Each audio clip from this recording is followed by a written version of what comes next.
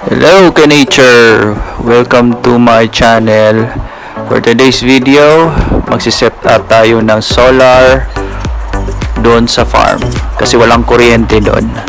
So ngayon, dumating yung solar panel ko. Dino-double check ko kung may sira or damage or anything like that before natin isi-set up. Samahan nyo ako and let's go!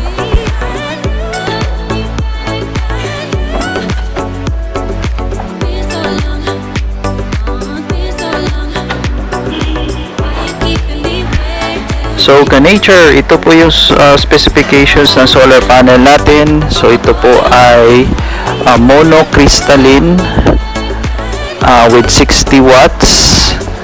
Ito is made by Boschka.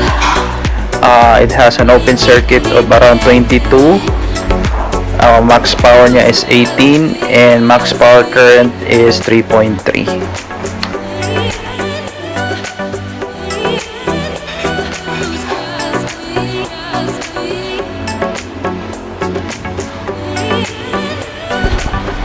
So yung solar panel ay may alligator tip para maka-extend tayo ng wire. Ikakat natin and replace natin ng MC4 connector para safe, hindi mabasa, and then maka-extend tayo ng ilang meters.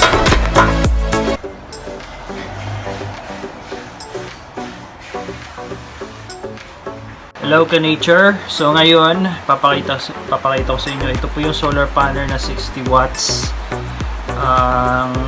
Puputulin po natin to para mag-extend tayo ng wire kasi hindi aabot sa solar charge controller. So gagawin natin is puputulin natin to, tatanggalin natin tong alligator. Ito po yung positive, ito po yung negative. So ito po ay MC4 connector. Papasok yan, ito ganyan, and then para i-connect natin sa kabilang wire. So iwas mabasa, safe. So pagputol nito, lalagyan natin ng ganito. So malaking butas siya kaysa maliit, sa negative, medyo maliit. Right? So yan yung difference. So as you can see, medyo malaki yung negative, which is here, and then positive, which is here.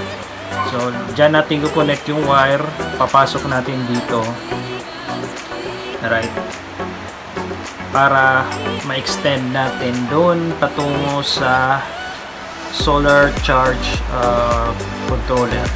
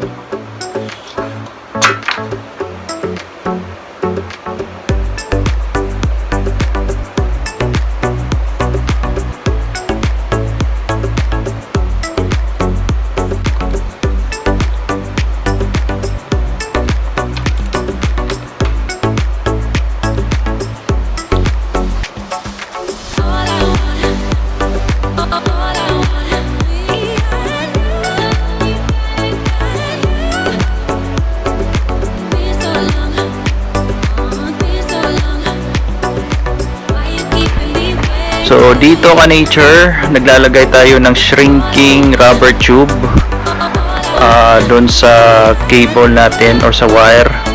So wala tayong lighter, so gagamitan natin ng kandila. Right.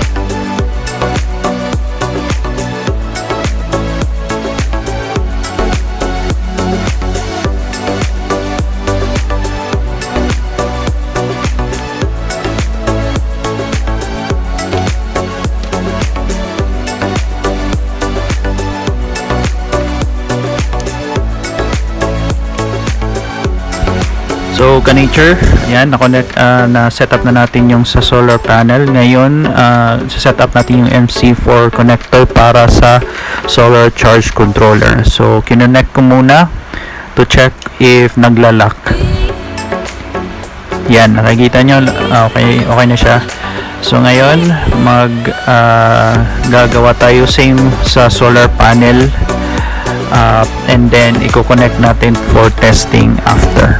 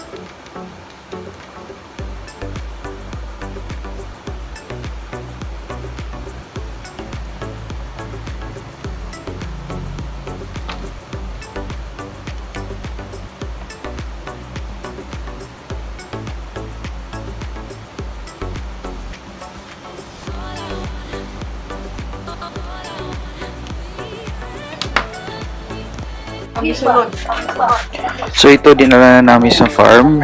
Medyo naputo yung dulo pero na-test ko na.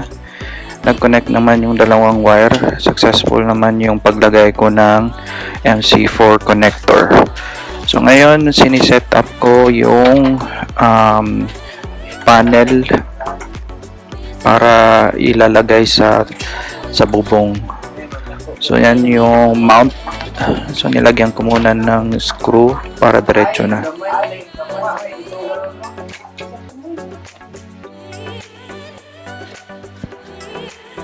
So may apat na mount yung solar panel. So nilagay ko muna yan bago iakyat doon sa taas. Kasi medyo delikado doon sa taas. Manipis lang yung bubong namin and then ang kahoy maliit din. So ginawa namin is nilagyan ko na lang ng mount muna bago i-install doon sa taas. 4 yan na mount. Alright, binili ko din sa online yan. Libre na yung screw, may extra pa.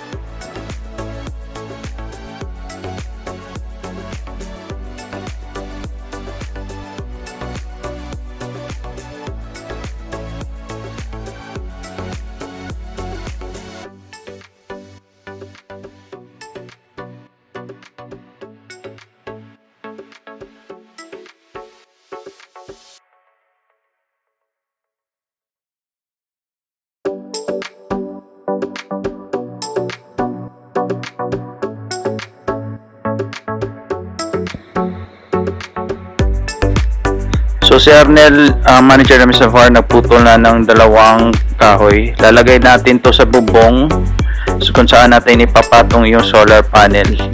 Ipapatong po natin horizontally. Yung 4 na mount lalagay natin para at least may space sa bubong at sa solar panel.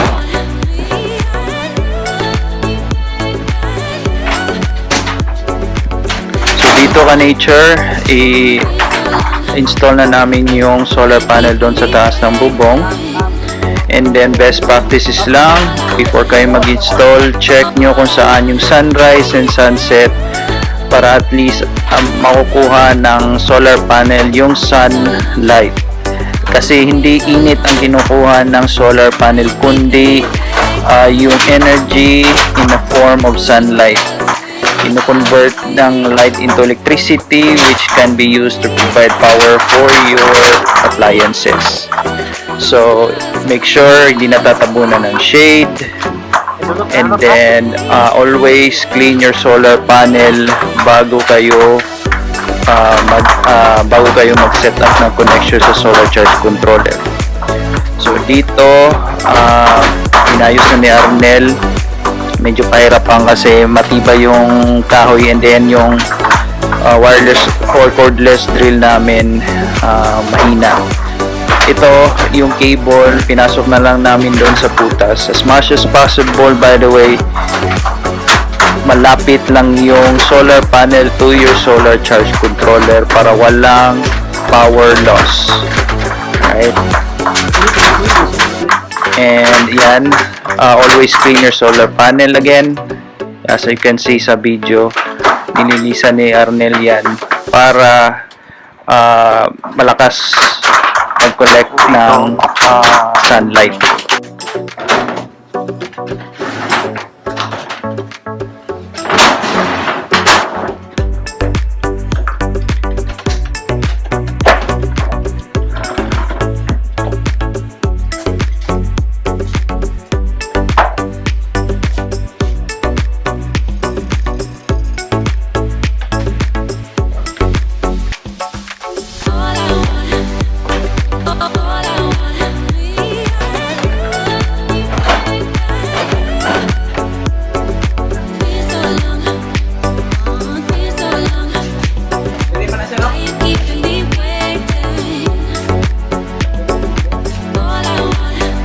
So dito naman medyo kinapos tayo ng wire.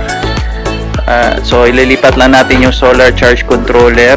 Ilalagay natin malapit sa solar panel. So ito po yung sinasabi kong as much as possible malapit yung solar charge controller sa solar panel para at least makuha niya na dapat na power coming from the solar panels.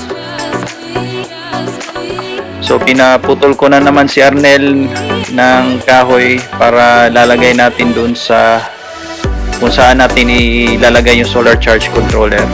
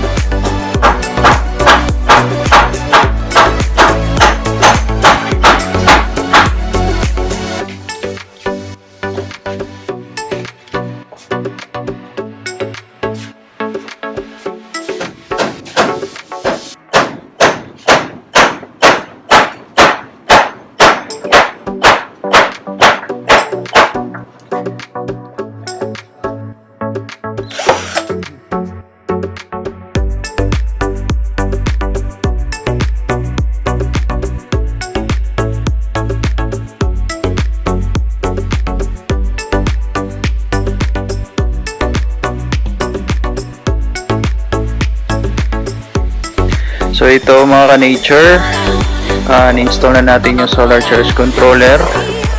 Ayan, nilagay natin mas malapit sa solar panels. So after ng solar charge controller, ilalagay din natin malapit sa solar charge controller ang solar battery. So wala kaming lalagyan, so dyan lang namin sa gilid nilagay yung battery, then nilagyan namin ng pako para malak, hindi mahulog yan. Tinest na namin.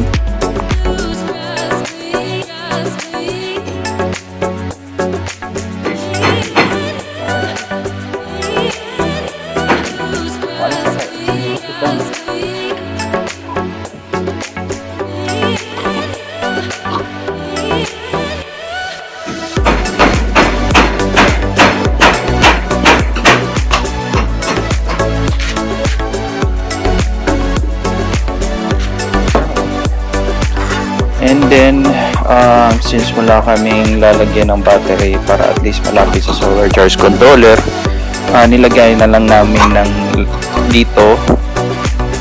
Ito yung pinakamalapit na safe. Hindi katabi ng bintana. So, dito nilagyan na lang namin ng pako. Kasi at least nakapatong siya, pero lagyan namin pako para malak.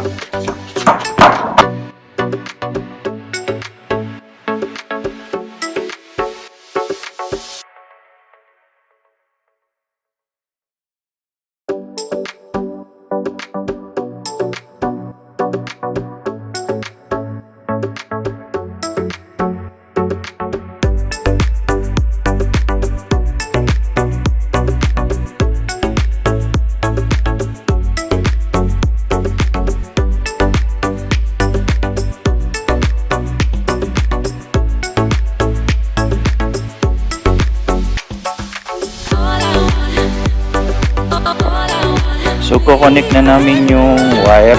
Yung wire is 10 AWG na type ng wire. So, yung pula always po yan positive. Again, ang pulang wire or pulang connection, kahit sa battery makikita mo blue or red, pula is always positive. Yan. And always dapat gawin is uunahin yung battery bago i-connect yung solar panel connection, kasi magkakaproblema po kayo pag inunan nyo nung solar panel then yung battery magsaspark yan usually. So yan, tinetest ko kung aabot ba o maaabot naman. So yung negative naman ng wire yung i-connect ko.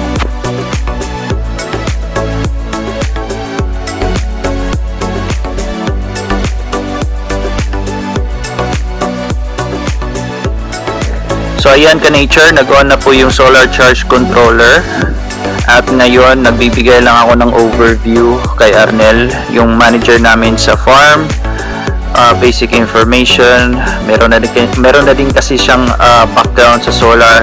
So nagbigay lang ako ng overview kung paano gumagana yung solar charge controller. Solar charge controller is basic. Ito po yung nagbibigay ng to avoid overcharging by regulating sa voltage and current na galing sa solar panel to the battery. So may port din yan for USB port charging sa cellphone or power bank. May tatlong buttons din yan. Yung first button is the menu, the second button is the up button or pataas, and then yung third is on, and then down button or pababa. On kasi pwede tayo mag-connect ng direct current na connection. Papakita namin mamaya. I-connect namin yung ilaw. And then yung on and off button is yung pangatlo.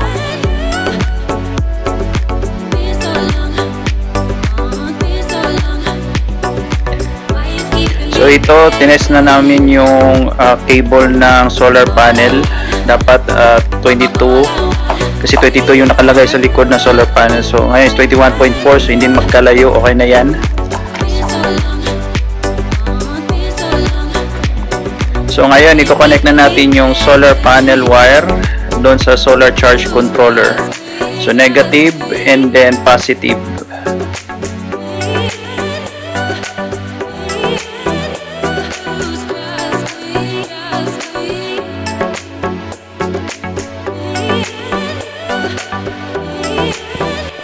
So dito, ito po yung multimeter. Tinitest po namin yung cable o yung wire from the solar panel before installing it to the solar charge controller. So ang pag-connect, always una yung battery bago yung solar panel, right? So make sure yan yung steps na gagawin nyo, yung wire from the battery and then yung sa solar panel. And then para sa akin inuuna ko yung negative and then yung positive na wire pag install para safe at iwas tayo sa problema. Nag-on na siya and then nagcha-charge. Makikita kasi nagbi-blink yan, parang icon ng solar panel and then icon ng battery nagbi-blink. So meaning yan nag-charge na yung battery.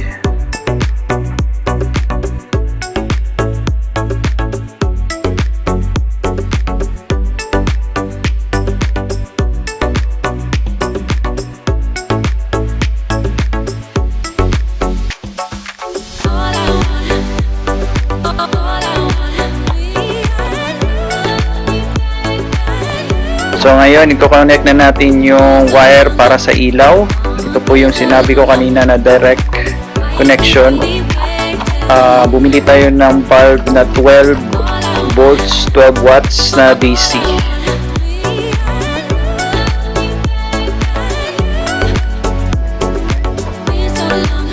As long as na ay charging. Bila yung pinaka-maximum na 14 ng 12 volts DC.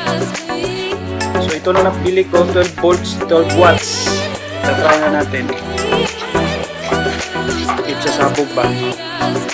Ito na. Click lang natin to. Tereng!